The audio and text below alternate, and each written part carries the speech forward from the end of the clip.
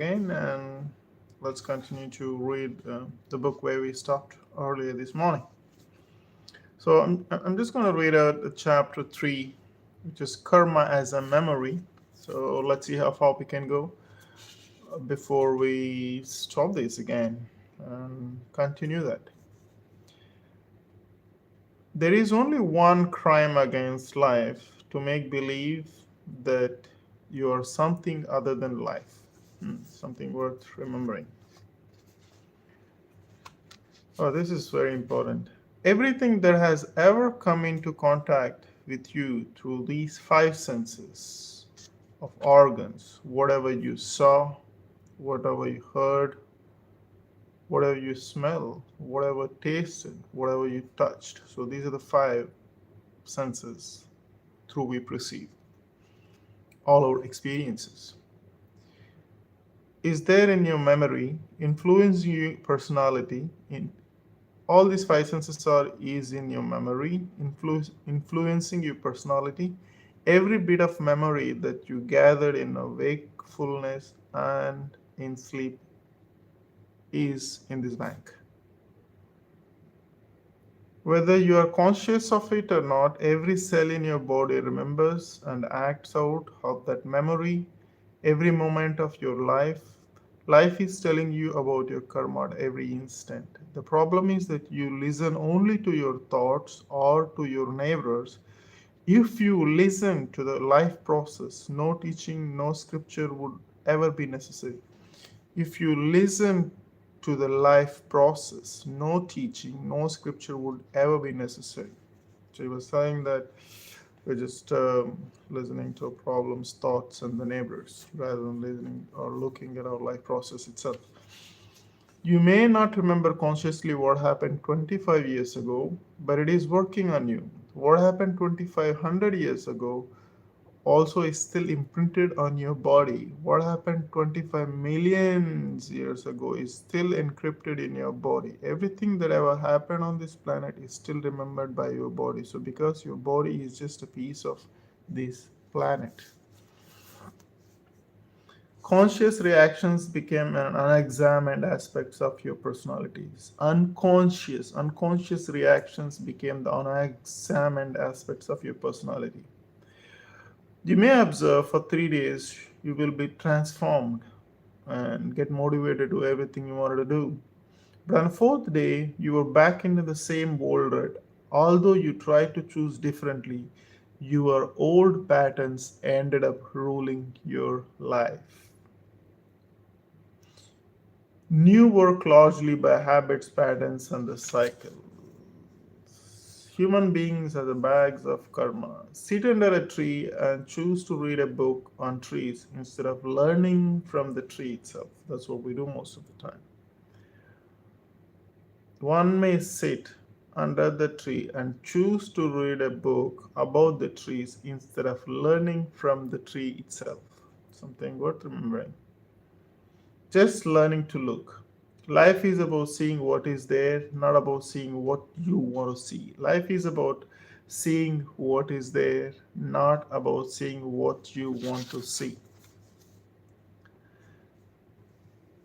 Lighter karmic content brings life to ease. The water in a bottle is very different from the water inside your system. Wow, it's very powerful. The water in a body inside your system is entirely different how it functions, the way it functions if it is just kept in a bottle. Every human being carries a vast storehouse of a personal karmic memory, which is why no two human beings, even twins, are ever completely alike.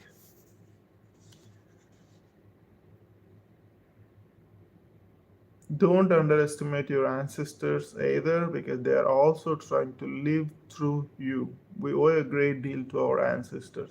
When you are the consequence of many influences, you are a coward. Then you are the consequence of many influences, you are a coward. Security has been given, but freedom has been taken away. The loss of freedom is the deepest suffering for a human being. Security has been given, but freedom has been taken away. The loss of freedom is the deepest suffering in the human being. It is a reminder of how your impressions today can influence generations after you. When you live beyond the memory of generations of people, you become a mystic. It talks a lot about Ronan Bandhas, but yeah. Whatever there is a physical intimacy, whenever and wherever there is a physical intimacy, particularly of a sexual nature, the body registers the memory deeply. Bond does not turn bondage. The sexual acts of creatures maximum pranabandha between people.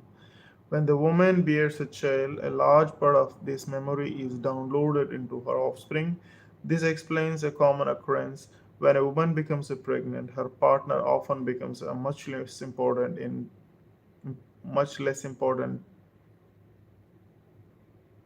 her life. Hmm. It's true. Can be discussed the spot is suitable for a spiritual prospect. This is because you have experienced the body as a complete life process. You realize that it does not need another body to support.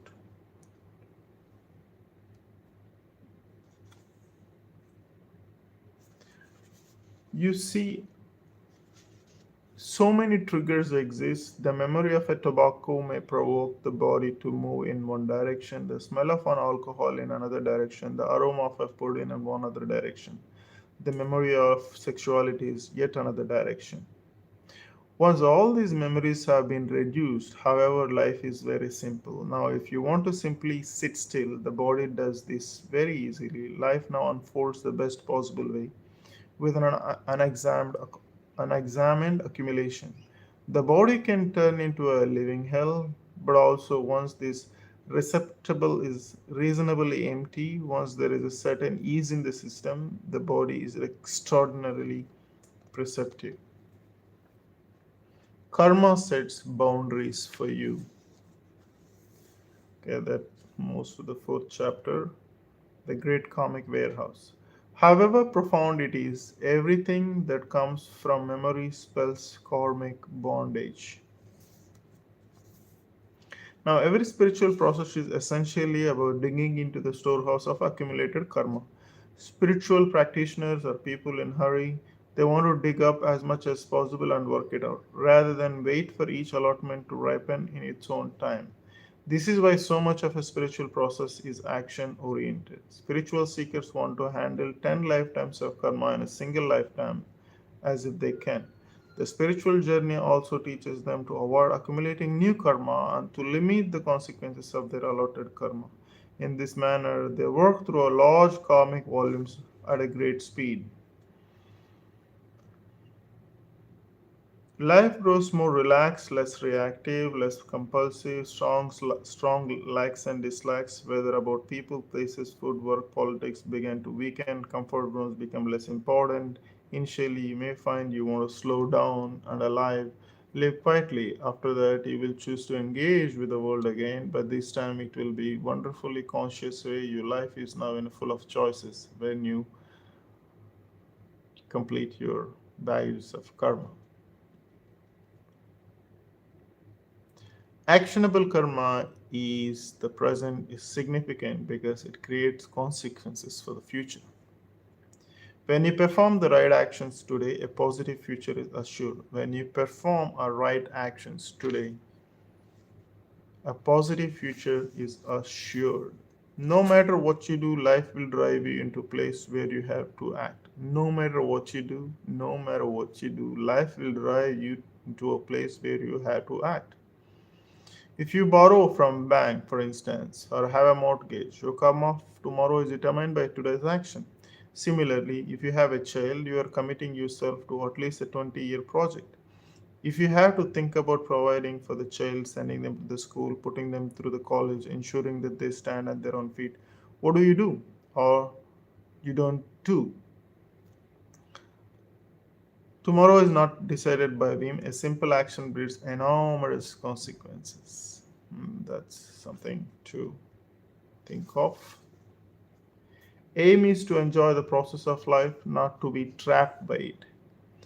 Involvement and entanglement is very important. Their action is prompted by desire to acquire something or to enhance their identity in some way. To become more than what they are, the act is order to have, the act is to work to be. I'm not doing in order to acquire an identity. The way I am is untouched by what I do.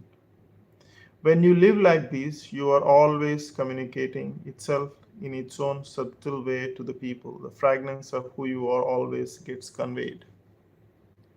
What I say comes from inner experience. What I say comes from inner experience. When you are sitting in a cafe drinking your cappuccino, you can enjoy only your $4 worth of coffee. Whether you have $10 billion in your bank account, whether you have nothing in your bank account, it's irrelevant as long as you have $4 to drink a coffee.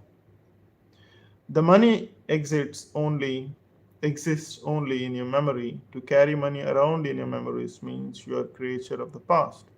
If you base your future on your past, you are as good as dead. When nothing new happens to you, it is time to rest in peace. So, action. When you are deeply involved in your work on entry level, you will find activity invigorates you, it does not exhaust you. That's why when people say love what you do, that means you need to find something to look forward to when you wake up.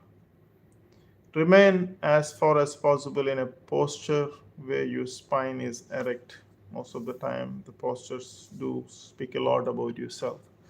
Well, I think it's a little bit of deep into the subject, and that concludes the chapters. And thank you for watching this, and looking forward to see you for the remaining chapters of Karma book by Sadhguru. Thank you.